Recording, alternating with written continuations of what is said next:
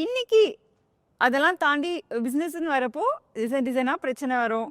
புது புதுசாக யோசிக்கணும். சவால்கள் இல்லாத நாளே இல்லை. ஸோ நம்ம கொஞ்சம் போல்டாகவும் இருக்க வேண்டியிருக்கு.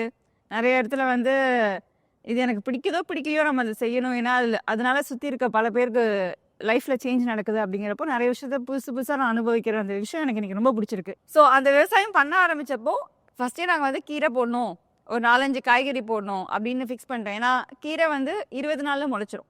நானே இப்போ டெலிவரி பண்ணுவேன். ஒவ்வொருத்தர் வீட்டில் கொடுக்குறப்ப அந்த கொத்தமல்லியை மோந்து பார்ப்பாங்க.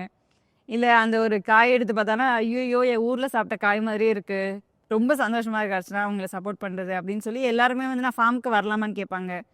நேர்லேயே வந்து அவங்க கையால் விதை போட்டாங்க. எங்களுடைய ஃபஸ்ட்டு 2-3 கஸ்டமர்லாம் வந்து ஃபார்முக்கு வந்து அவங்க கையால் விதை போட்டு அந்த காய்கறியை நாங்கள் ஹோம் டெலிவரி பண்ணோம்.